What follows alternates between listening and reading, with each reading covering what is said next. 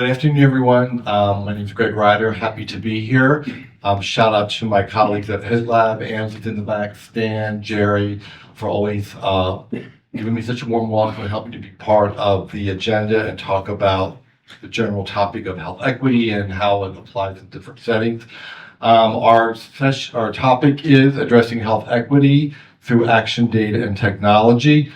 I'm happy to have my colleague at Emblem Health, Abdou, here today, and he's got some exciting stories and information about how, on the payer side, we're being able to leverage technology and data to really help address some of the emerging needs in the whole general area of health equity. So, Abdou, why don't you start and tell us just a little bit about your passion for health equity and a few fun facts about Emblem Health. Awesome. Thank you for inviting me. I'm very excited to be part of this conversation and kind of echoing a lot of what Melissa was saying about starting somewhere. And hopefully today we'll give this group a blueprint about something that can be done around driving and addressing health equity. But starting a little bit of background about myself, my name is Abdou. I lead our medical management area at Emblem Health. Emblem Health, for the folks that may not be familiar, we serve about 2.5 million lives across New York City mostly, and we are across all lines of business. Fun fact about Emblem is we're also NCQA Health Equity certified. We're the only plan in New York that has a certification across all lines of business. My second role is I serve as the Chief Health Equity Officer. I'm deeply passionate about this, but more importantly, we want to always think about the intersection between technology, data, insight, and also population health. So we'll talk a lot about that today. Great, thank you.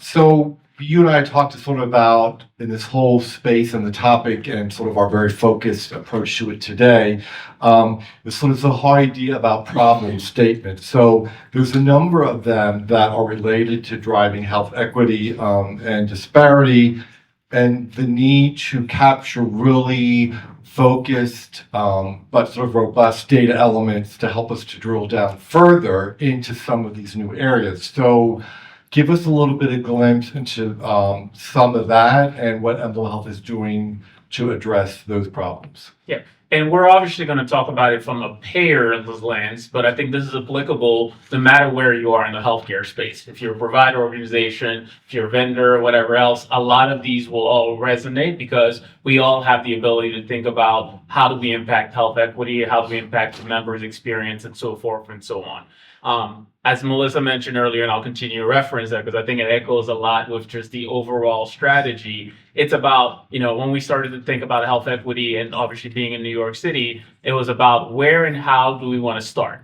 right? You could pick any topic. It could be food insecurity, any of them to be able to have an impact. But at the foundation, we realized that in order to really understand and have a bigger impact, we needed to start at the core issue, which was, do we have enough data to be able to tell us what the problem was?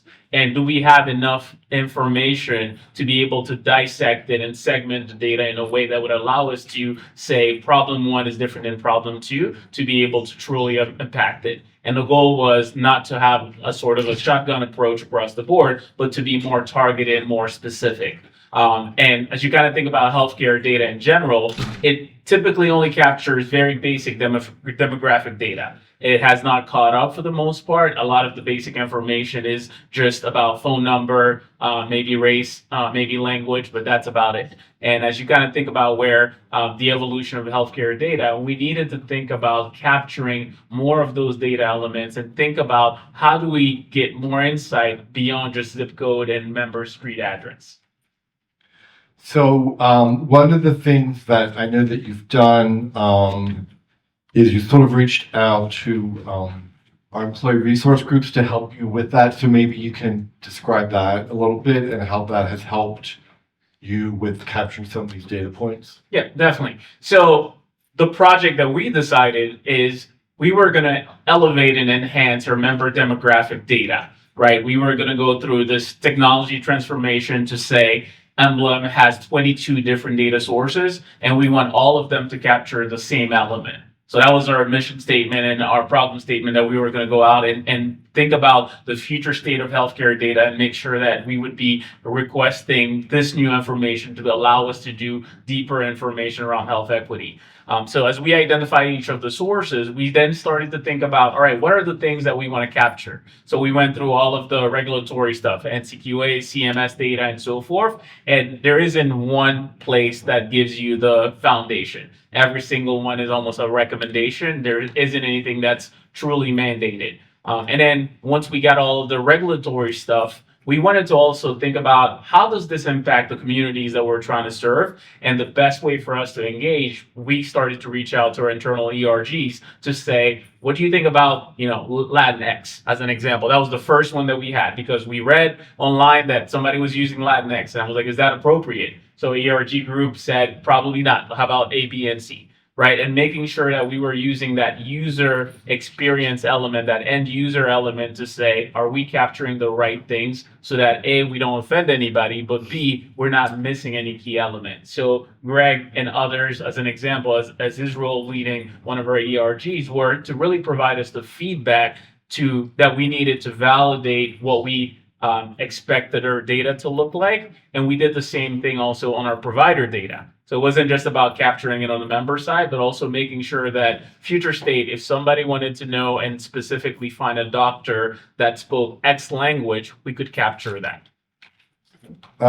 Just sort of following up on that, Abdou, one of the things that you and I talked about is in rolling out these additional pieces of data and after consulting with our ERGs, you mentioned that there was a little bit of training and education to help for now sort of asking our members to provide information that they had not done before, and perhaps with providers. Maybe just briefly tell us a little bit about what that looked like. Yeah, definitely. So it was thinking ahead in terms of how do you collect this information? Where do you collect it? Obviously, the entry point is the application, but we also wanted to be able to update the information through our member-facing departments, such as care management, call centers, so that if something was missing, member could have a conversation. We could specifically ask the questions to be able to capture the information. And then also doing the same thing with our provider groups and others to be able to truly identify the missing information and being able to have scripting that would allow us to explain why are we asking this information? Why are we asking you, a member, about your sexual orientation? What are we going to do about this data? And that were a lot of the pre-work planning that needed to happen before we put this into effect. So we've done probably 14 months of pre-work to be able to make sure we were thinking about all the scenarios. And then something such as, from a technology standpoint, if today you capture information because the member told you that their race has changed or this is the correct race, next week you get an enrollment file from the state, technically it's meant to override it. How do we make sure that if we have two different values, how do we validate? So we started to kind of think through all of those scenarios. Great. So I'm just going to briefly just highlight as a high level, coming behind what Abdou just said about employee resource groups. They can really help any organization support their business initiative. They act as a sounding board, as he just mentioned, around strategic DEI and business goals. And I just want to also just highlight that I know that DEI, ERGs are going to be under attack for the foreseeable future. And I would just say that if we can make a business case for how their initiatives are driving the business, what customers, what members, what patients are they helping to drive, to bring in, to acquire, to retain? I think the more we can make a business case for how they are impacting the business, their employees, their communities, the better off that we will be. I'm not a guru. I don't know any, I'm just sort of my observation that I think if we can make that as a case, we'll be less likely to be battered by the things that would be coming our way. And I just think that overall, a company's success with our patients or members certainly depends on how engaged our employees are, how much they can adhere to our values, how much of an impact, how much they feel like they're part of the decisions and part of the changes. So ERGs can help with that. And then to your point about some of our ERGs, one of the things that Prism has started is we started an LGBTQ healthcare coalition. And it's just simply a quarterly forum where community organizations can come together and talk about the challenges in meeting their community's needs. Social, SDOH, NCQA guidelines. What challenge do you have? How are you overcoming obstacles? What are the questions that your patients and members are having? How are you addressing that? And we don't, we're not trying to convince them to sign up for Emblem Health. We're not trying to make it a particular agenda or even help them drive their business, but to create sort of a safe community space where they can share best practices. And that can be done for every ERG from any like-minded coalition of employees that want to sort of help meet the needs of specific employee demographics. So just want to give you a chance, Abdou, in closing, and just sort of any additional comments about what we're doing about data, what you see sort of in the future and horizon, and where we can grow, where this data collecting and impact may take us. Yeah, and kind of piggyback on his last comment around using your resource group. One of the things that we're doing now is we're dissecting our health equity data and saying, for this population, this subgroup, these are the quality measures that we're seeing a disparity, right? We're seeing African American, we're seeing behavior health measure X is down 15% in New York City.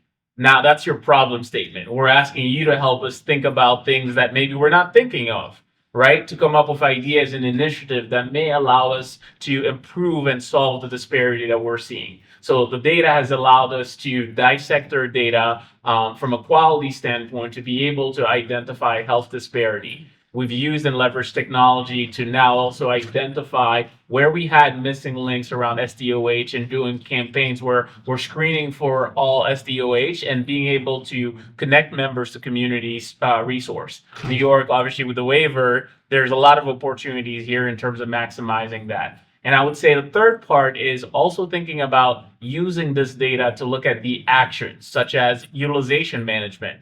Are we making more decisions around referrals, or are we making more decisions around one way or another? This data now allows us to identify if there's a bias in the system that we need to address. Luckily, we're not seeing it, but I think having this insight allows us with confidence to say our processes are the same no matter who it is, and they're always the same no matter the circumstances. All right, thank you, Abdou. Great being here with you. Thanks again to HITLAB, and thank you everybody for listening.